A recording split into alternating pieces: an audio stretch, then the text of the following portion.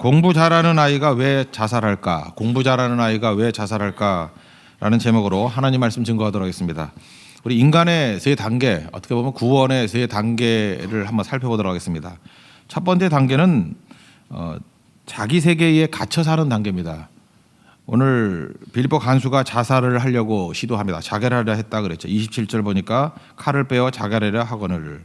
이유가 무엇입니까? 옥문이 열렸습니다. 죄수가 도망한 줄 알았습니다. 그래서 자결하려고 그런 거예요. 이유가 뭡니까?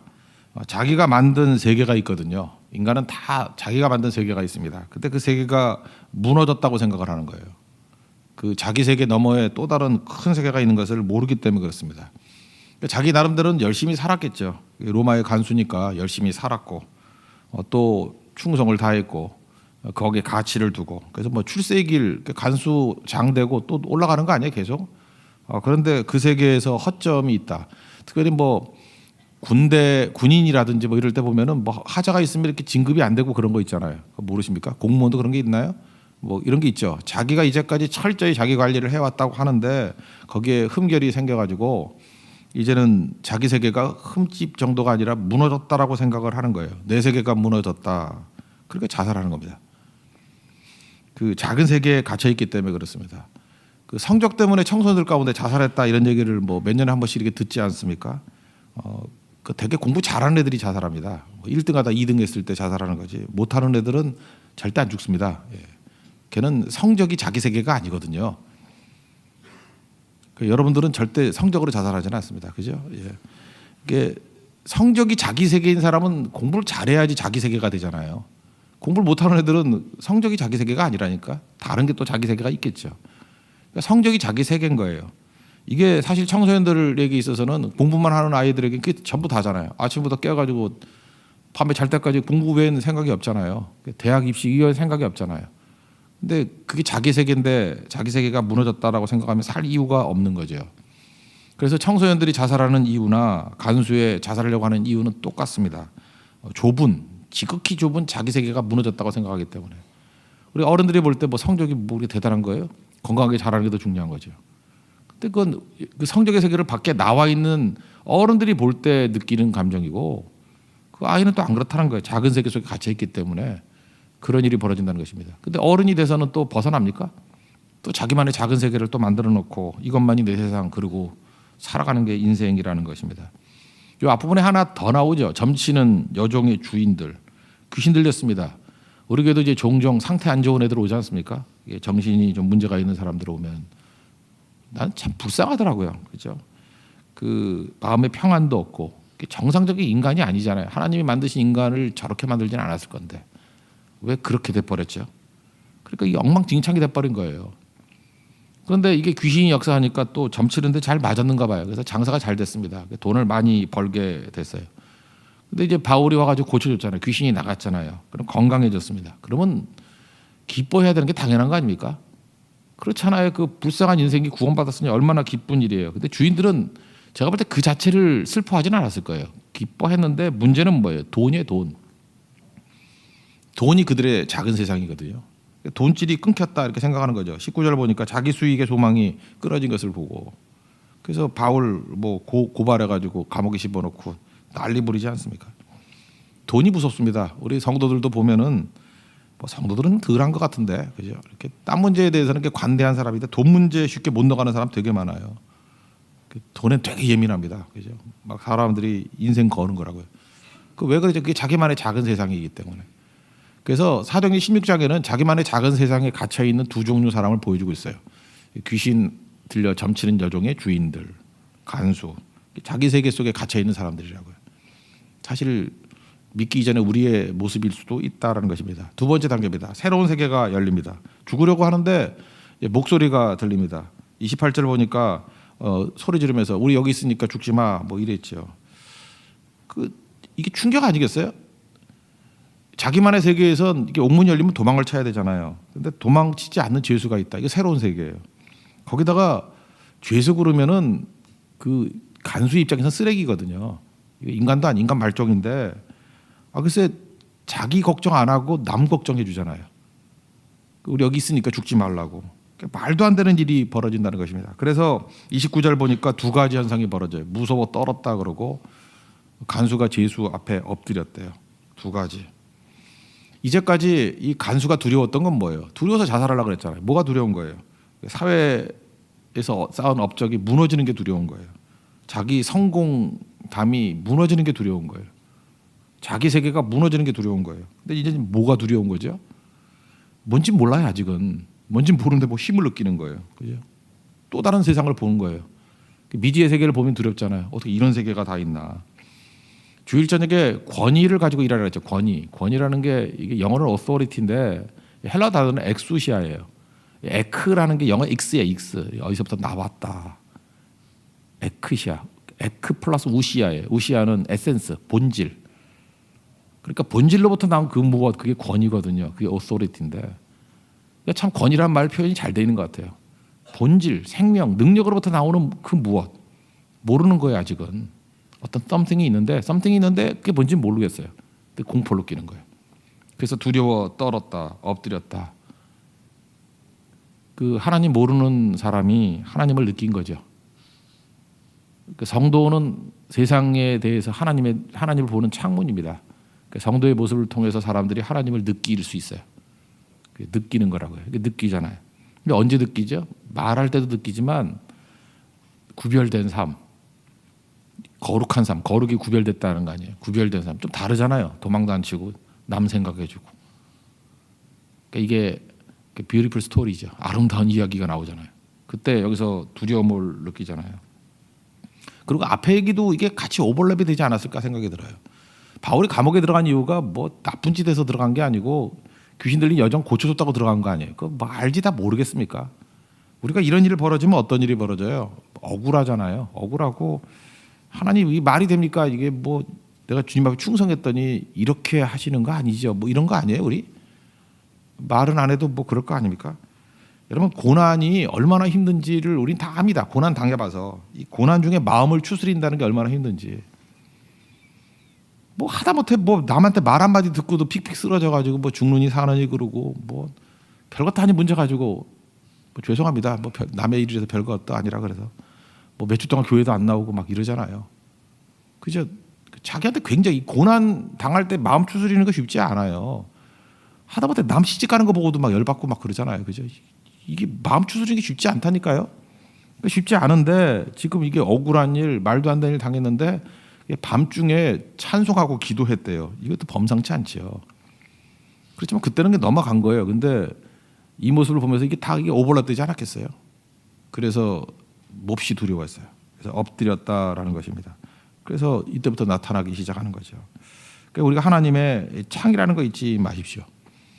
근데 이게 언제 이런 일이 벌어졌습니까? 바울과 실라가 자기 몸의 편안함을 생각할 때는 이런 능력이 나타나지 않았는데 자기를 통해서 하나님을 느끼게 만드는 구원의 창문 역할을 하니까 이게 드러나잖아요. 그러니까 어찌 보면요, 우리가 하나님의 구원을 맛본 사람들이니까 은혜 받은 사람들 아니에요. 은혜 받은 사람이 은혜 받고 난 다음에 자기 몸의 편안함만 추구한다 그러면 하나님은 안 그렇겠지만 저는 인간이니까 인간의 입장에서는 정말 얄미운 놈들이에요. 그죠? 정말 욕이 나오는 인간들이에요. 그리고 그 은혜를 받았으면 이제는 내 편안함을 위해 살아서는 안 되고 나를 통해서 하나님을 느끼게 만들어야죠. 그렇죠. 이게 제 자신을 놓고 볼 때도 저도 제 자신에 화가 나는 거죠. 야, 그 은혜를 맛보고 난 다음에 자기 편안하다 사냐? 나를 통해서 구원이 드러나야지. 하나님을 느끼게 만들어야지. 달라야지. 구별된 삶을 살아야지.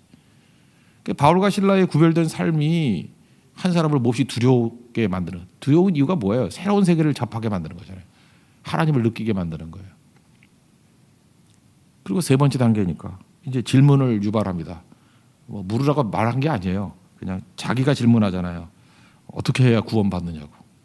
이거 베드로전서 3장 15절 말씀이 기억나죠. 너희 속에 있는 소망에 관한 이유를 묻는 자에게는 대답할 것을 항상 준비하되 뭐 온유와 두려운 마음으로 하라 뭐 이렇게 나오는데 우리는 질문도 하지 않는데 대답부터 준비하고 있어. 근데 대답은 준비하는데 질문을 절대로 안 해. 우리는 죄죽 40령 오영리를 준비해놨잖아요. 근데 아무도 안 물어. 그래서 찾아가서 얘기하죠. 일로 와보세요. 뭐 궁금하시죠 하고 궁금도 안 하는데 물론 전도는 그렇게 해야겠죠. 선교는 뭐 할 수 없지 않습니까? 뭐 접할 기회가 없으니까. 그런데 우리 같이 생활을 하거나 가족이나 동료들은 한 번쯤은 이 질문을 해야 된다. 인생의 위기 가운데 어떻게 해야지 구원받습니까? 하다못해 신과 함께 이런 거 보고 난 다음에 이게 뭐 동양적인 뭐 잡다한 지옥관이지만 그런 거 보고 난 다음에 한 번쯤 이렇게 자극받잖아요. 야, 어떻게 해야지 내가 지옥 안 가지? 이렇게 물을 수 있잖아요. 그럴 때 대답할 것을 준비하되, 이게 준비도 중요한 거지만 그런 거를 물을 수 있는 사람이 돼야 된다는 거죠. 바울과 실라에게는 물었습니다. 우리가 어떻게 해야지 구원받겠습니까? 그랬더니 이거 유명한 구절이죠. 주 예수를 믿으라. 그래야만 너와 내 집이 구원을 받으리라. 그 다음에 주의 말씀을 그 집과 집에 있는 모든 사람에게 전해서 다 믿게 했대요. 저는 이제 목사니까 궁금하죠. 무슨 설교를 했을까? 대부분 이게 설교 내용을 보면 약간 힌트를 주거든요. 근데 여기 힌트도 없어. 주의 말씀을 되게 궁금해요. 그죠? 근데 뭐 추정할 수 있죠. 이거 뭐겠어요? 죄와 예수님의 십자가 증거했겠죠. 그게 복음의 핵심이니까. 죄와 십자가 증거했겠죠. 죄가 뭡니까? 죄가 뭔지를 모르면 죄의 시작을 보세요. 창세기 3장에 보면 죄의 시작이 나오잖아요. 선악과를 먹은 게 죄의 시작 아니에요. 그 내용이 뭐예요? 눈이 밝아져서 하나님과 같이 되어 그거죠. 그러니까 죄의 시작은 뭐냐면 내가 하나님 같이 되고자 하는 마음이에요. 내가 하나님 같이 된다는 건 뭐예요? 내 주인이 나라는 거예요. 주인이 하나님이 아니고 주인이 나야. 그러니까 뭐 내 뜻대로 살고 싶어, 내 마음대로 살고 싶어. 그게 죄예요. 내 마음대로 살고 싶어. 그러니까 지옥은 뭐죠? 내가 중심인 거예요. 그러니까 내가 중심이니까 이익을 추구하고 내 이익을 건드는 놈에 대해서는 증오하고. 그게 가인의 삶 아니에요, 그죠? 이익을 추구하고 이익을 건들면 증오하고. 그래서 까라마조프가의 형제들에 나오는 그 양파 한 뿌리 이야기 그거예요. 모든 간에 은혜를 저버려 버리고 내가 주인인 거예요. 내 이익. 나밖에 몰라. 대화를 하나도 맨날 내가. 자기밖에 몰라. 남에 대해서 관심이 하나도 없고. 그거 침에 나가면 증오하고 분노하고. 그게 지옥이에요. 지옥. 그렇게 살았잖아요. 그렇게. 그게 죄라고. 그래서 죄가 뭔지를 설명해 주는 거죠. 너 작은 세계 속에 갇혀 있는 그게 죄야. 예수님 그 기적 중에 첫 번째 기적이라 하는 걸 표적이라 그랬다 그랬죠. 요한복음에는 7개 표적이 나오는데 첫 번째 표적이 가나의 혼인잔치잖아요. 이게 허들의 물로 최극상품의 포도주를 만들었다. 이게 변화 아닙니까? 표적은 사인이란 뜻이에요. 교통 표지판, 일로 가면 어디로 간다 하는 사인. 그게 세메이온, 사인. 그러니까 그 자체에 메시지가 있는 거죠. 그러니까 구원이 뭐냐? 기적을 통해서 사인을 보내는 거예요. 그게 순종인데 주인 바꾸는 싸움이다. 그래서 말씀하신 그대로 하라 그러잖아요. 주님께 맡겼다. 예수님께 맡긴다라는 거는 이제 주인이 네가 아니고 예수님이야. 그래서 거기서 주인 바뀐 얘기. 그러니까 주인이 바뀌었으니까 당연히 뭘 해야 되겠어요? 종들이 순종해야겠죠. 순종했더니 변화가 나타나더라. 그래서 요한복음 2장에 나오는 가나의 혼인잔치는 우리 믿음에 있어서 굉장히 중요한 사건입니다. 딴 얘기 하지 마세요. 주인이 바뀌는 거야. 믿는 거는 주인이 바뀌는 거야. 주인이 바뀌었으니까 그다음부터 자연히 나오는 얘기죠. 주인 바뀌었으니까 주인 명령 들어야지. 이제 내 뜻대로 사는 게 아니라 말씀하신 그대로 하라. 부으라면 붓고 갖다 주라면 갖다 주고. 그러면 이게 결례의 물이라 그러잖아요. 허드렛 물이에요. 더러운 물. 식수도 아니에요. 발 씻고 손 씻는 물이에요. 최악의 물을 얘기한 거예요. 물 중에 최악의 물. 근데 최극상품의 포도주가 되더라. 변화가 나타난다는 거죠. 아마도 이런 취지의 말씀을 증거했다고 생각을 합니다. 우리 죄 문제도 마찬가지예요. 예수님께 나가야 해결되는 거죠. 이게 더러움이거든요. 결례의 물같이 더러운 거. 예수님께 나가면 최상의 하나님의 자녀로 변화될 수 있다라는 거죠. 예수님 십자가에 달리셨을 때 마지막 다 이루었다 그랬죠. 그 텔로스가 목적이라는 거. 텔로스 타이 이게 다 이루었다. 이거는요. 당시 그 유대인 사회나 로마 사회에서 많이 쓰는 말이에요. 이게 물건 사고 난 다음에 지불했다 그런 뜻이에요. 그죠? 이거 그러니까 내 거죠 이제부터. 돈 줬잖아. 그거예요. 다 이루었다. 그리고 노예는 스스로 해방이 안 되는 거 아시죠? 어떤 사람이 노예예요. 그러면은 길거리에 떨어지는 노예값이 30인데 은 30인데 예수님이 노예값으로 팔렸잖아요. 그 길에서 30을 주었어요. 그래도 그건 남의 거죠. 죽은 거는 남의 거잖아요. 그래서 주운 거 가지고도 너 어디서 났어? 주웠어? 그러면 해방 안 돼요. 그리고 뭐 돈을 벌었어. 그러니까 노예로서 돈을 벌면 다 주인 거예요. 그러니까 자기가 아무리 벌어도 그 번 돈 갖고 자기를 해방시킬 수 없어요. 딜레마죠. 이게 노예의 딜레마예요. 노예는 스스로 노예에서 벗어날 가능성은 제로입니다. 그게 노예예요. 정말 무서운 거죠. 돈을 벌어도 안 되고 주어도 안 되고 뭔 짓을 해도 안 돼요. 도망치는 거 외에. 도망치면 잡히면 죽는 거예요. 그게 노예라고. 근데 노예가 살 수 있는 길은 뭐냐면 자기 밖에서 누군가가 돈을 지불해 주면 해방되는 거예요.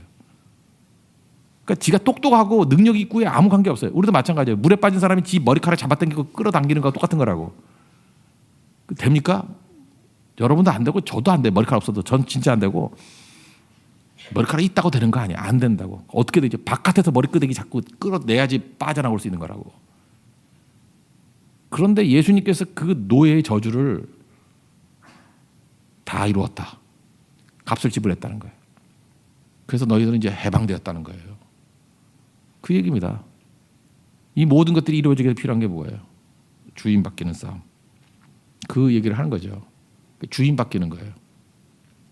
어제 그 어떤 분 그 세례를 드렸습니다. 이렇게 좀 병상에 계신 분인데, 우린 그런 얘기를 해요. 뭐 기독교에서 뭐 입으로 뭐 예수님 믿는다 이런다고 뭐 대단하냐 그러는데, 제가 느낀 게 뭐냐면 그분도 평생을 자기만의 세계 속에서 살아오신 거예요. 자존심도 무지 세고 자기 이익이나 자기 주장을 건들면은 아마 펄펄 뛰셨을 가능성도 크겠죠. 인간이 다 그래요. 자기만의 세계 속에 있어요. 그럴 때 내가 죄인임을 인정하십니까? 예. 예수님이 내 죄를 씻으면 믿습니까? 예. 그 예수님 믿으면 천국 가는 걸 믿고 구원받으면 믿습니까? 예. 그게 쉬워 보여요? 제가 그 대답 들을 때 떨리던데요. 그거 쉽게 못해요. 믿으니까 그 말이 쉽게 나오는 거지. 그거 쉽게 안 나와요. 그거. 그 떨리는 거라고. 떨리는 거. 자기 세계가 무너지고 이제 새로운 세계를 진입하는 거예요. 이거 위해서 우리가 부르심 입었다는 거죠. 우리는 지금 구원 받았으니까 그게 별거 아닌 것 같이 보이죠. 그래서 그 마음으로 믿어 구원이 이루, 입으로 시인하여 구원이 이른다고. 마음으로 믿어, 그죠? 마음으로 믿어. 이 시인 건데 그때 시인하기 위해서 필요한 게 뭐예요? 듣는 거죠, 듣는 거. 그래서 로마서 10장 14절에 보니까 믿지 아니하는 일을 어찌 부르리요? 듣지도 못한 일을 어찌 믿으리요? 전파하는 자가 없이 어찌 들으리요? 보내심을 받지 아니하고 어찌 전파하리요? 그렇게 나오죠. 이게 보내신 자가 있고 그 전파하는 거가 있고 들음이 있고 믿음이 있고, 그래야 주의 이름을 불러서 구원의 역사가 나타나기 시작한다는 것입니다. 그래서 우리가 이제부터 해야 될 일이 뭐냐? 바울과 실라 같이 살자고요. 그죠? 이게 우리가 되게 중요한 거 아니에요? 우린 뭐 이 설교 듣는 사람들이야 뭐 자기 세계 속에 갇혀 있는 사람은 없겠죠. 그죠? 그랬다고요 우리가. 근데 이제 새로운 세계로 나아갈 때 두렵고 떨림이 있어요. 그리고 질문하게 될 거라고. 하나님을 느끼게 만드는 창이 되는 인생, 그게 성도의 삶입니다. 그죠? 그래서 주인 삼는 거예요. 주인. 예수를 나의 구주 삼고, 그게 주인이거든요. 주인. 주인 삼는 인생. 그것이 나도 변화시켰을 뿐만 아니라 모든 사람을 변화시키는 능력입니다. 죄가 뭐예요? 내가 주인 되는 거예요. 내가 하나님 같이 되는 거. 그래서 마귀가 원수가 아니에요. 내가 원수예요. 나를 죽여야, 내가 우상이거든요. 나를 죽여야 예수님이 주인 되는 거예요. 하나님이 주인 되는 거예요. 그게 믿음이라는 거예요. 우리 그 복음을 증거하는 데 쓰임 받는 믿음의 신실한 용도기를 축원합니다. 여기 가족이 있기 때문에 얘기하는데, 이제 예수님 믿고 시인했어요. 이제 성장하기 위해서 필요한 건 뭐죠? 들어야 돼요. 말씀을 계속 들어야 이렇게 빈 자루 채워야 세워지죠. 병상에 계시니까 너무너무 좋죠. 이제 말씀을 듣게 만들어야 돼. 하루에 한 편의 설교라도 듣고 또 듣고. 그러면 그 다음부터 이 포도주가 발효되고 숙성되듯이 이제 믿음이 들어갔어요. 이제 발효 시작이에요. 처음에는 물인지 포도주인지 잘 몰라요. 근데 이게 숙성되다 보면은 극상품 포도주가 되는 겁니다. 들어야 돼요. 듣게 만드는 거. 들을 때 변화가 강하게 일어나게 된다는 것입니다. 어떻게 될지 몰라요. 그 다음에 이제 산소호흡기 띄고 막 뛰어다닐지도 몰라요. 모르는 일이라고 그죠. 모세가 80세부터 일하기 시작했으니까 그러니까 하나님께서 그렇게 일하시게 된다는 것입니다. 그래서 이전까지 살아왔던 거와는 전혀 다른 새로운 세계가 열리고 새로운 증거자의 인생이 된다는 것입니다. 이게 복음입니다. 이 복음의 역사가 나타나는 믿음의 정도기를 축원합니다. 예, 모두 자리에서 일어나겠습니다. 288장 찬송하겠습니다.